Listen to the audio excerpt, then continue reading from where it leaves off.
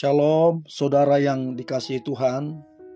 Saya berdoa saudara dalam keadaan yang sehat, sukacita, serta melimpah dengan berkat Tuhan. Firman Tuhan hari ini bebas dari kebencian. Sebelumnya mari kita berdoa. Tuhan Yesus, terima kasih atas anugerah-Mu, kasih-Mu yang begitu melimpah atas kami. Hari ini Tuhan, kami mau dengar firman-Mu. Urapi kami, supaya kami mengerti firman-Mu, terlebih kami menjadi pelaku firman-Mu. Dalam nama Tuhan Yesus kami berdoa dan mengucap syukur. Amin. 1 Yohanes 2 ayat 9 sampai 11. Barang siapa berkata bahwa ia berada di dalam terang, tetapi ia membenci saudaranya, ia berada di dalam kegelapan sampai sekarang. Barang siapa mengasihi saudaranya, ia tetap berada di dalam terang, dan di dalam dia tidak ada penyesatan. Tetapi barang siapa membenci saudaranya, ia berada dalam kegelapan dan hidup di dalam kegelapan.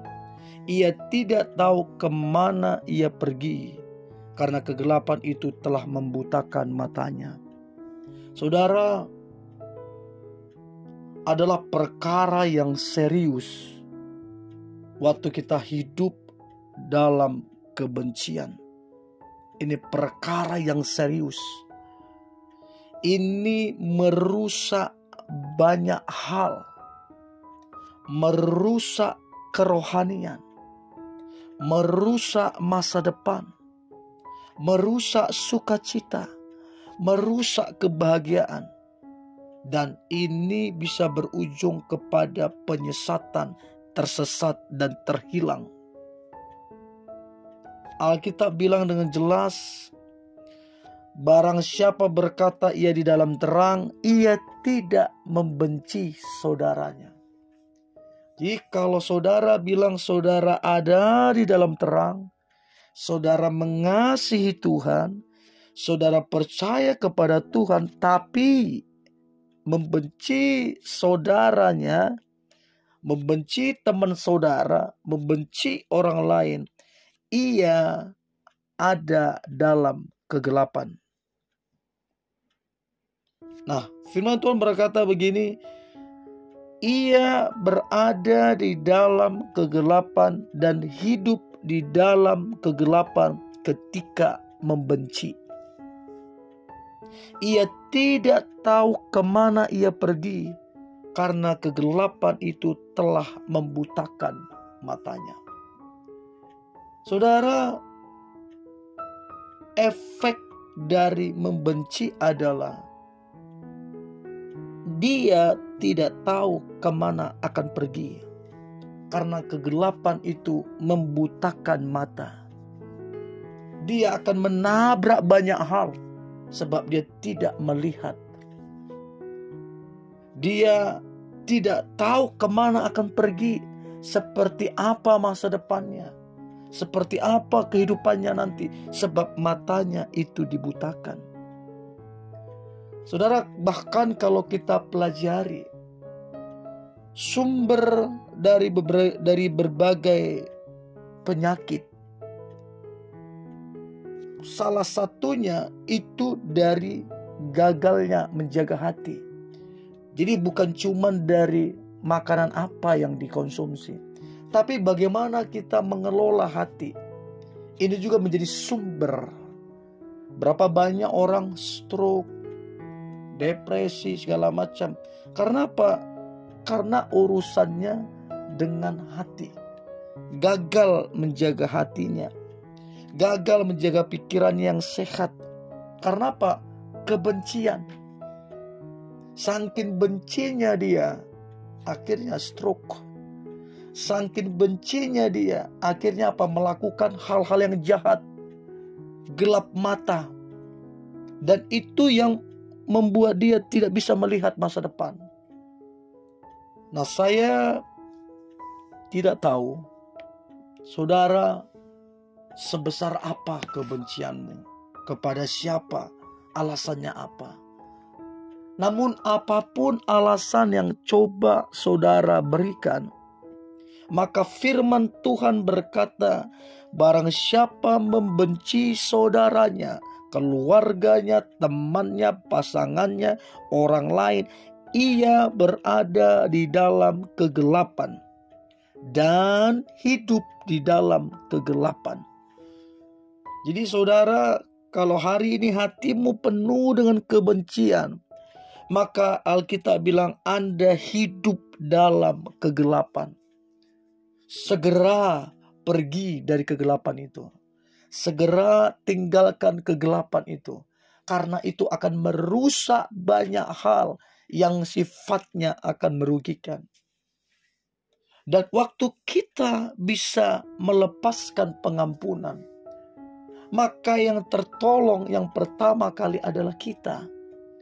Waktu kita melepaskan pengampunan, kita terbebas dari kepahitan itu. Artinya apa? Waktu kita melepaskan pengampunan, itu yang tadinya kita buta menjadi bisa melihat. Yang tadinya kita ada dalam kegelapan, begitu kita melepaskan pengampunan, kita ada dalam terangnya. Ini keuntungan-keuntungan yang akan kita terima ketika kita melepaskan pengampunan. Hidup ini, saudara, tidak boleh dikontrol oleh perasaan. Perasaan sedih, perasaan kecewa, dan lain-lain. Itu yang membuat orang terpenjara, yang merusak kerohanian banyak orang. Karena apa? Dikontrol oleh perasaan. Kita harus dipimpin oleh firman. Perasaan kita nggak enak, perasaan kita nggak suka, perasaan kita kecewa, harus tunduk kepada firman. Sebab ujung dari firman adalah kemenangan. Ujung dari firman adalah kehidupan. Ujung dari firman adalah terang. Ujung dari firman adalah berkat. Dan perasaan itu berpotensi besar melakukan kesalahan. Apalagi kita hidup tidak dewasa, masih bersifat kekanak-kanakan, dikontrol oleh perasaan, itu sangat membahayakan.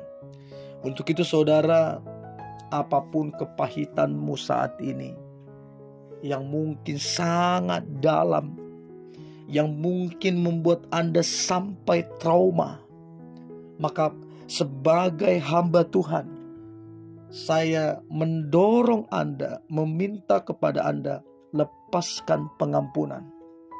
Supaya kegelapan itu pergi dari saudara. Supaya saudara tidak dibutakan terlalu lama. Supaya saudara bisa melihat hari depan yang baik. Lepaskan pengampunan. Dan lihatlah bagaimana Tuhan akan mengurapi engkau ketika engkau melepaskan pengampunan. Lihatlah bagaimana engkau akan melihat pekerjaan-pekerjaan Tuhan. Lihatlah bagaimana engkau akan melihat mujizat-mujizat Tuhan. Lihatlah bagaimana engkau akan melihat promosi dan berkat Tuhan yang luar biasa ketika engkau melepaskan pengampunan. Lepaskan pengampunan, maka engkau akan merdeka dari kepahitan. Mari kita berdoa.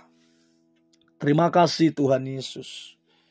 Firman-Mu mengingatkan kami untuk kami hidup di dalam terang.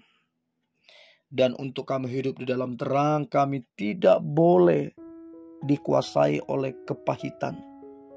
Karena kepahitan itu sifatnya merugikan. Dan hari ini kami memutuskan untuk melepaskan pengampunan. Kami lepaskan pengampunan kepada orang lain. Kami lepaskan pengampunan kepada keluarga kami, kepada abang, kakak kami, saudara kami, teman kami, pasangan kami, orang tua kami, anak kami. Semuanya yang mengecewakan kami, yang membuat kami kepahitan hari ini, dalam nama Tuhan Yesus kami lepaskan pengampunan. Dan kami percaya kehidupan mengalir atas kami, terang mengalir atas kami. Terima kasih Tuhan Yesus. Di dalam nama Tuhan Yesus, masa depan yang baik menjadi bagian kami. Haleluya. Amin.